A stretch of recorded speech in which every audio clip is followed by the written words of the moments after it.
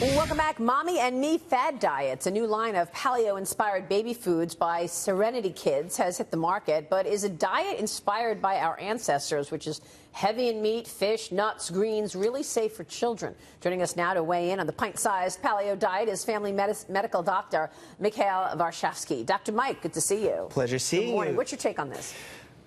There's so much to say about this because now we're marketing food for babies. And I never thought that would happen, especially at $5 a pop. I think that's ridiculous because most families can't afford $5 meals for their kids when their kids really just need a little bit of chicken, a little bit of vegetables. But here's the main takeaway from doctor's point of view. Elimination diets are not smart. Unless there's a food allergy, unless there's a distinct reason for your child to not eat dairy, grains, legumes, they should be eating those foods. An introduction of solid foods should occur between 4 and 6 months of age without any concern. A lot of parents used to worry that if they introduce peanut-based foods to their children, they'll develop more allergies. But what we found is exactly the opposite. If you feed your kids early these foods that are highly allergic, they're less likely to develop allergies. So it's really an interesting concept.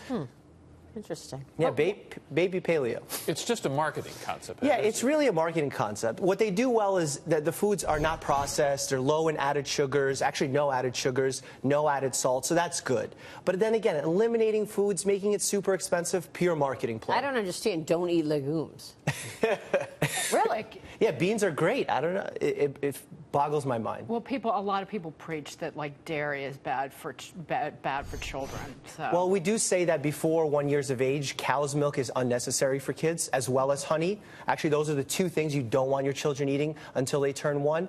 But after that, in small amounts, it's perfectly fine, and they need that calcium, that vitamin D to grow. It's not something to be afraid of. We shouldn't demonize single ingredients because then we're going to get the problem of not eating those ingredients. Right. It's really an extreme form of dieting that's not smart, especially for babies. How about sleep? Should we talk about sleep, but we don't care about so much? You should hit that snooze button, apparently. A new study finds that even after a single night of 4 or 5 hours sleep, cancer-killing cells are reduced by 70%. For those of us who are struggling to sleep, you're not alone. Americans are suffering from a catastrophic sleep loss epidemic. How important is a good night's sleep? I cannot stress the importance of a good night's sleep. It is incredibly important. There's 3 pillars to your health: diet, exercise, and sleep. Those are the 3 things you need to stay healthy. A lot of people skimp on sleep because they feel they'll be more productive. Not the case. If you don't get 6 hours of sleep, your reaction speed slows down, your creativity slows down, your productivity slows down. And guess what? If you're not healthy, you're not going to do well at work, you're not going to have good social relationships, you're not going to do well with your family, so you need to sleep well. We've got stuff to do. I know. Get up early. I got stuff to do. I can't go to bed at 6. Okay, I know you guys are huge fans of naps, as am I. Oh, yeah. 30-minute nap max. I don't advise sleeping more. While you can sleep a full REM cycle...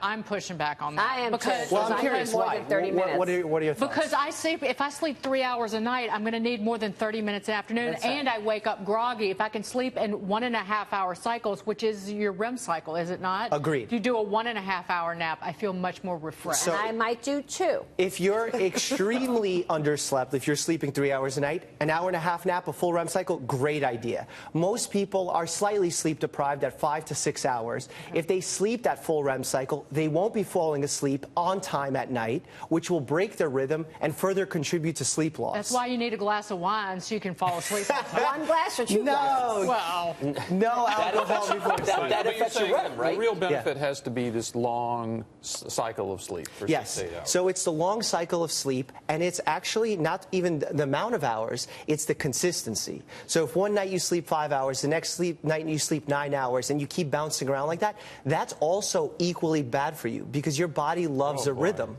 So if you get 4 hours or 5 hours at night, it's okay to get another 2 hours the next day as in a nap? No. I wouldn't do it. I would get Just let her have this. Oh. What about a drool nap on the subway? I'm prone to that. Well, I love those power 30-minute naps. Those 10-minute power naps are actually found to be the most beneficial out of all of this. But look, it's sleep hygiene that matters most. Get the cell phones away from the bed. Yeah. Not only is the blue light affecting your melatonin, which is your sleep hormone, but also you're getting that FOMO, which is the fear of missing out. You see your friends doing something fun, you start getting anxious. That kills your sleep. Yeah, that's a good point. Dr. Mike, always a pleasure. Thank you so much.